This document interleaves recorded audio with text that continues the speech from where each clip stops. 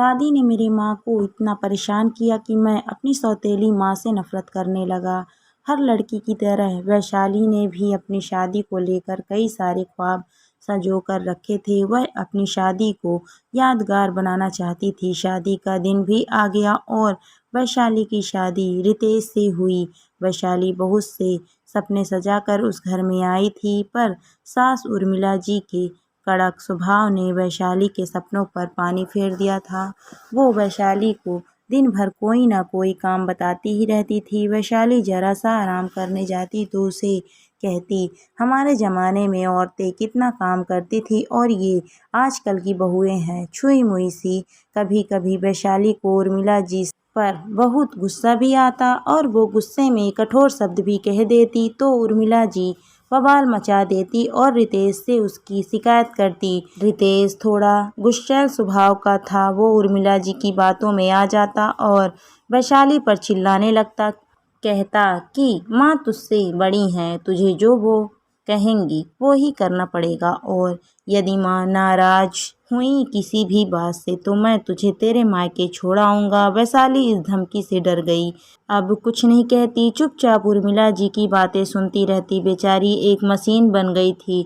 उसके जीवन में कोई उमंग नहीं थी, बिल्कुल निराश जीवन था। वैशाली रितेश के प्यार को भी तरसती थी। कई बार मन करता कि मायके चली जाए, पर मायके में उसके 2 भाई थे और एक बहन।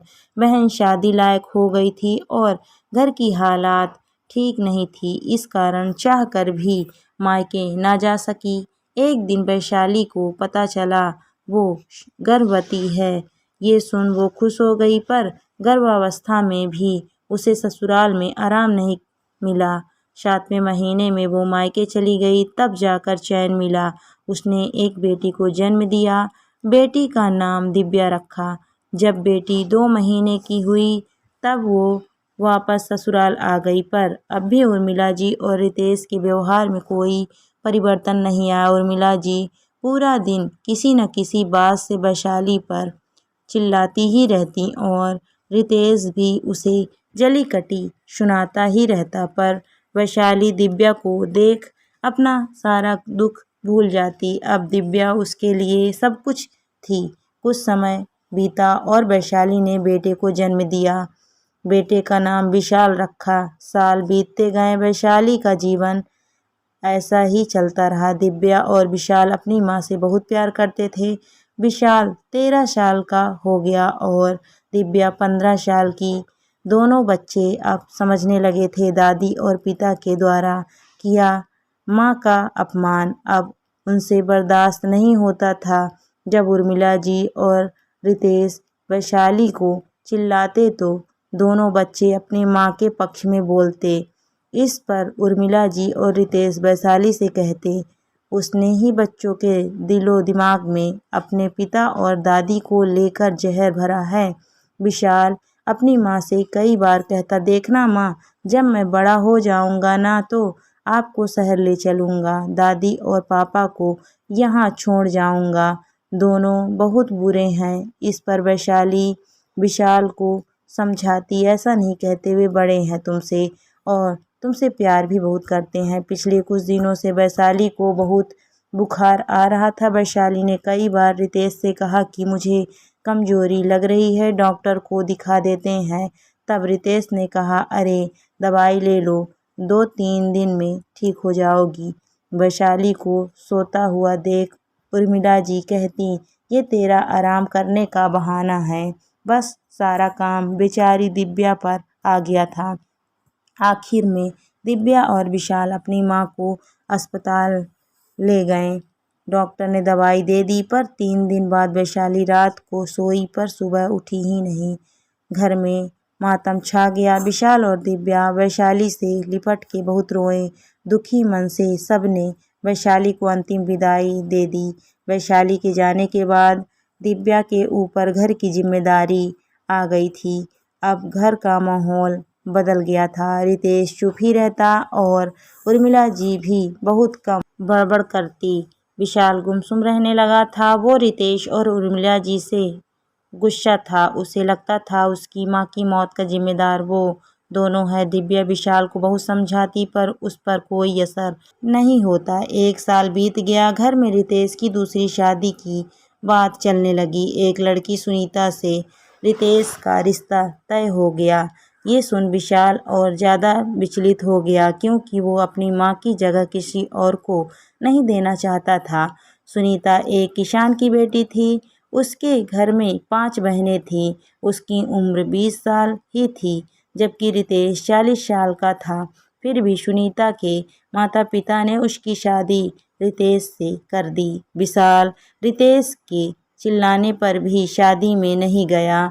जब सुनीता शादी कर घर आई तो विशाल ने सुनीता को देखा। वो उसकी बहन से कुछ साल ही उसे बड़ी लगी, तो उसका मन उसके पिता और सुनीता के लिए और नफरत से भर गया। विशाल ने जिद पकड़ ली। वो इस घर में नहीं रहना चाहता। उसे शहर हॉस्टल पढ़ने जाना है। रोज रोज घर में बहस होने लगी और विशाल शहर हॉस्टल में चला गया। सुनीता ने घर की बागडोर संभाली। उर्मिला जी नई बहू से ठीक ही बर्ताव करती और रितेश भी चुप ही रहता। विशाल छुट्टियों में भी गांव नहीं आता। दिव्या और रितेश जब मन होता तब उससे मिलने जाते, पर विशाल रितेश से कम ही बात करता।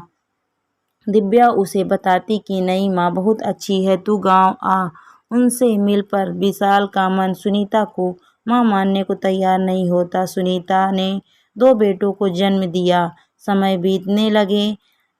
दिव्या की शादी हो गई। वो अपनी गृहस्थी में खुश थी। विशाल दिव्या की शादी में घर गया था, पर सुनीता और उसके बेटों से उसने बात तक नहीं की।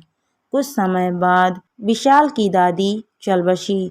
तब विशाल एक बार और गांव आया। उसके बाद उसने कभी गांव की तरफ मुड़कर भी नहीं देखा। विशाल ने शहर में नौकरी कर ली और शहर में ही अपने साथ काम करने वाली लड़की मीनू से कोर्ट में शादी कर ली। मीनू ने कई बार गांव जाने की जिद की, पर विशाल ने इनकार कर दिया। एक बार रितेश और सुनीता जरूर मीनू से मिलने शहर आए थे। सुनीता का एक बेटा शहर में नौकरी करने लगा और एक बेटा विदेश चला गया। दोनों की शादी भी हो गई। सुनीता और रितेश गांव में अकेले रह गए। एक दिन खबर आई कि रितेश की मृत्यु हो गई। तब विशाल और मीनू गांव गए। सुनीता बहुत दुखी थी। उसका विदेश वाला बेटा आया नहीं।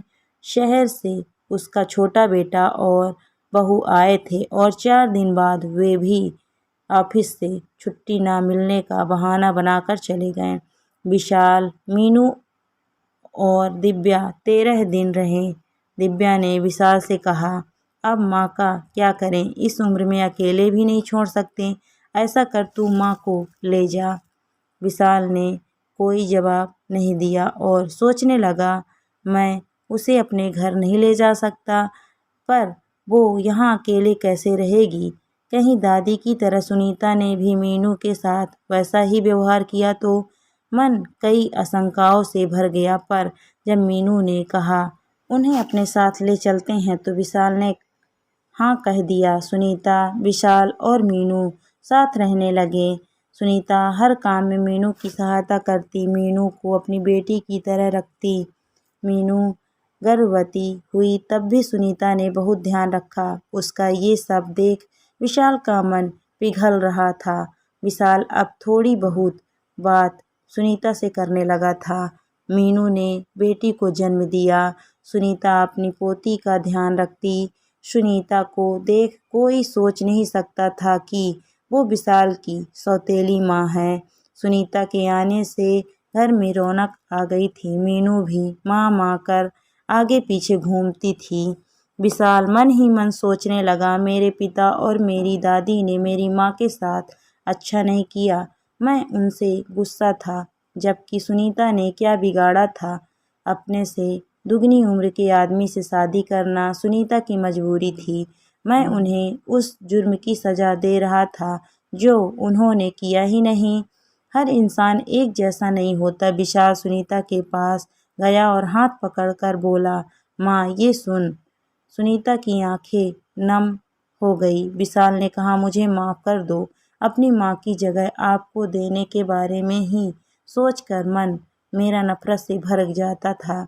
ऊपर से मेरी माँ के साथ हुआ अत्याचार मेरे मन को नफरत से भर देता था। पर आपको समझने में मैंने भूल कर दी। माफ़ कर दीजिए। सुनीता ने कहा, तुमने मुझसे नफरत के बावजूद भी मुझे घर में पनाह दी और एक तरफ मेरे बेटे हैं जिन्होंने पिता की मृत्यु के बाद मुझे पूछा तक नहीं। यही मेरे लिए बहुत बड़ी बात है और मैंने कभी भी तुम्हें और दिव्या को सौतेला नहीं माना। ये कहते हुए सुनीता ने विशाल के सर पर हाथ फेरा। मीनू भी दोनों की बातें सुन रही थी। वो दोनों को इस तरह देख बहुत खुश थी। आज 30 साल बाद दोनों के दिल की कड़वाहट दूर हो गई थी। सुनीता को विशाल ने कभी भी कहीं नहीं जाने दिया। सुनीता और मीनू के प्यार भरे व्यवहार से घर खुशियों से भर गया था। दोस्तों, शादी से पहले लड़कियों के साथ कई झूठे वादे किए जाते हैं और उन्हें अनगिनत सपने दिखाए जाते हैं, पर शादी के बाद की सच्चाई तो कुछ और ही होती है। जितनी खुश होकर वह अपने ससुराल आती हैं, उतना ही उसे प्रताड़ित किया जाता है। उसकी भावनाओं को कुचला जाता है और उसे हद तक सताया जाता है कि जब तक वह एक जिंदा लाश ना बन जाए। पर हर किसी के ज़िंदगी में खुशहाली आती है और उन्हें फिर से ज़िंदगी जीने की प्रेरणा देती है।